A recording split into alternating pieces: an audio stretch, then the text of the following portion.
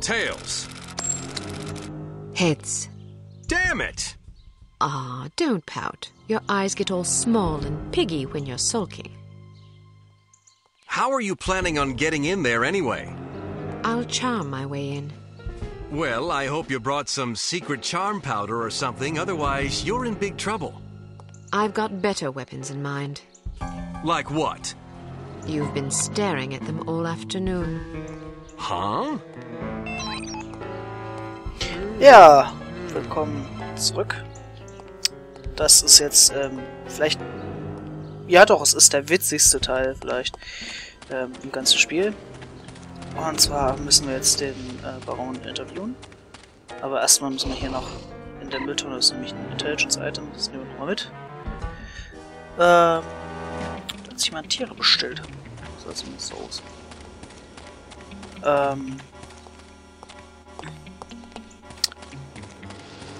Und das wird recht lustig, weil der Baron halt... Ach, das werdet ihr selber sehen. Meines gab 3, aber... Ja, tolle Statue. 3 Intelligence Item 1 ist noch ein Auto. Was waren es jetzt erst 2? Hm. Wer weiß. Dann klingeln wir mal.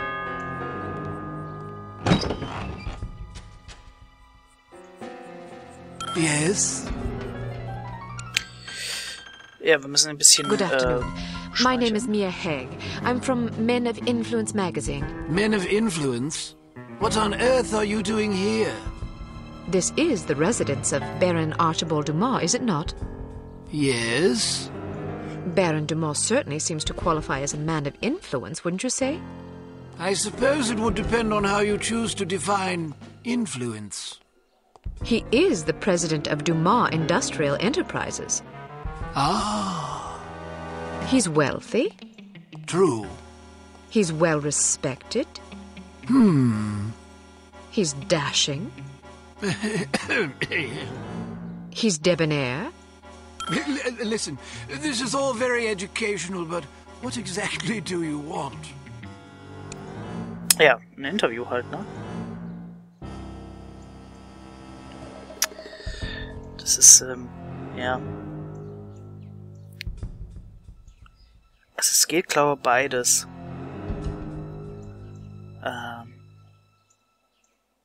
Ich glaube, das zweite ist intelligenter.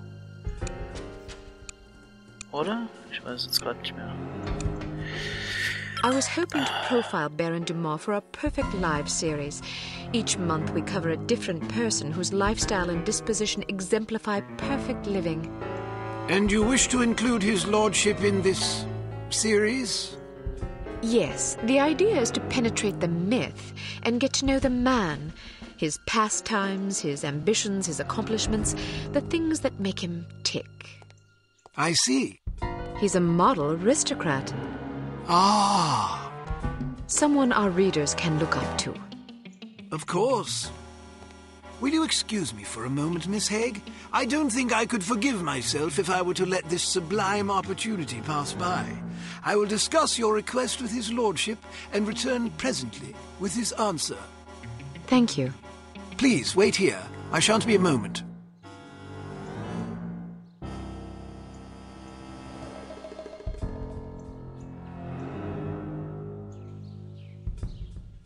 Very well. His lordship has agreed to see you. Excellent. This should be amusing. What do you mean? Nothing. Follow me, please. Miss Haig, sir. Splendid. Show her in. I'll leave you to your interview, darling.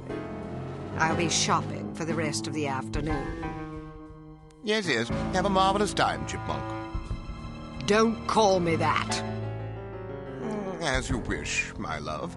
Pip-pip. He's rather larger than I expected. Ah, yes. He's a big bundle of charisma and intelligence. If you're lucky, perhaps he'll regale you with his rousing safari adventures. Good day, Baron Dumas. Goodness, had I known you would be so sumptuous, I might have preened. Care for a drink? No, thank you. It's a little early for me. Well, I'll indulge for us both in that case. I hope you'll pardon me for saying so, but you're a ravishing girl. Simply ravishing. That's very kind of you. I'm sure your wife feels absolutely spoiled by your abundant charm. Oh, she's a lucky old crow, I'll grant you that. Now then, Giles tells me you want to profile me for this magazine of yours. Men of Influence, was it? Yes, each issue we cover a different person in our Perfect Lives series, someone whose lifestyle and achievements serve as inspiration for our readers. Jolly good. You've come to the right place. That will be all, Giles. Actually, sir, I thought it might be worthwhile for me to stay, in case the young lady should desire anything at all. Splendid idea. Pip, pip. Yes, sir. I'll be right over here if you require anything, Miss Haig. Thank you. Baron Dumas, do you mind if I record our interview? I'd rather devote my attention to you than to my notepad. And who could blame you? Record away, my dear. So then, where shall we begin? Ja, wir können jetzt ganz banal irgendwie zum Geschäftlichen kommen, aber es ist wesentlich lustiger und interessanter, ihm über seine Jagd- oder beziehungsweise Safari-Hintergründe auszufragen. Und das What's it like being such a prestigious big game hunter? Well, it's difficult to explain to someone who's never experienced the thrill of the hunt, you see. When it's you and your trusty blunderbuss all alone against a ferocious beast, you discover exactly what sort of stuff you're made of. Sounds ghastly. Oh, it takes a special breed of male, I'll grant you that. The merest hesitation could cost you a leg. Ja, immer schön bei der Safari-Geschichte What's the bleiben. most heroic thing you ever did on safari? Ah, yeah, splendid question. Well, I once wrestled a lion to the ground and strangled it to death with my bare hands. Yes, I remember now. My porter had injured his leg and was about to be mauled. Dear Lord! Dear Lord, how courageous! Yes, indeed. Oh, one doesn't really stop to think about these things. One merely acts. It's amazing you didn't come to harm. Yes, well, the Dumas lineage is renowned for resourcefulness and fortitude. Ja. Schönes Wortspiel by the way. Immer schön Safari. Da kann I'm man sure nichts our falsch loyal machen. readers would love to know what hunting rifle such a magnificent sportsman favors on safari. Ah, yes, indeed. Well, it depends to some degree on the beast I'm tracking. For a tiger, I tend to favor the legendary Matterhorn Model 4 special issue. Isn't that a .22 caliber target rifle? Seems a bit feeble for a tiger. Yes, but I savor a challenge. How intrepid! You must be quite a marksman to take down a tiger with a single round from a .22. Well, sometimes it takes a few more than that. Still, even 3 rounds is impressive. It's usually more like 17 or 18. Really? You might find a larger caliber to be more humane. Yes, but then you have to deal with all that nasty recoil. I see. Der böse Rückschlag. What's the most dangerous animal you ever faced? I once squared off against a silverback gorilla. A silverback gorilla? Yes, a huge, ferocious, man-eating beast. Man-eating? Quite so. But I was under the impression that gorillas were herbivores and very gentle and less threatened. Well, that's true of some gorillas, but this was one of the dreaded man-eating gorillas of Pakistan. I wasn't aware there were gorillas in Pakistan. Well, that's because few live to tell of them, you see. Well, it's fortunate that you did. Agreed. Silverbacks are by far the most dangerous animals to hunt. I was under the impression that distinction went to Cape buffalo. Nonsense. Cape buffalo are just glorified cows. Ihr merkt schon, er hat sehr viel Ahnung von dem ganzen Scheiß. Is there anything that can strike fear into the heart of such a stalwart hunter as yourself? Frankly, no. Really? Nothing at all?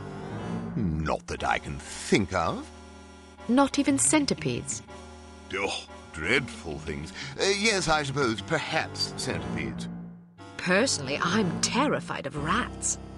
Oh, God, yes. Those beady, evil little eyes and sharp little vermin teeth. Horrible animals, especially in a mob. And spiders. Oh, don't even mention them. How did you become so courageous? Oh, just something one's born with, I suppose. Ja, ganz bestimmt. Also Kleinvieh hat er auch bloß Angst vor. I imagine you've traveled to many exotic locales across the globe in your many daring adventures. Is there any place you favor above all others for hunting? Ah, most certainly. Let me guess. Kenya. Oh, goodness, no. I don't speak a word of Chinese. But Kenya's in Africa. Oh, I thought you were referring to the one in China. All right, then. How about Bengal? Cold weather doesn't agree with me. Rhodesia? Heavens. Madagascar? Not on your life. Where then? Well, to be perfectly honest, I'm quite fond of Bristol. Partridge? Pandas. Giant pandas. Bristol, England? Yes, indeed. I wasn't aware of any giant pandas in Bristol. Well, they're important. I see. Tja, Reichtum kann eben alles. Was that a gazelle trophy in the foyer? Ah, yes. Beautiful creature, isn't it? I'm sure it was lovely when it was alive. Aren't they quite fast? Indeed. You must be quite a marksman. True, although I was rather close in this particular instance. How close? 5 yards, I should think. I'm impressed. Stalking a gazelle within 5 yards? I didn't really stalk it, per se. How did you get that close? Well, it was in a pen, you see. Pardon? Some years ago, it occurred to me that all that traipsing about in the wilderness is a dreadful waste of time. I concluded that since what I really want is a handsome trophy to hang on my wall, why not simply put the beast in a pen out of the yard and shoot it there? Save myself the bother of tracking it all over creation. Why not just buy trophies then? Some men might be satisfied with that sort of compromise, but I only display animals I've collected myself. There's no honor in buying a trophy now, is there? How efficient.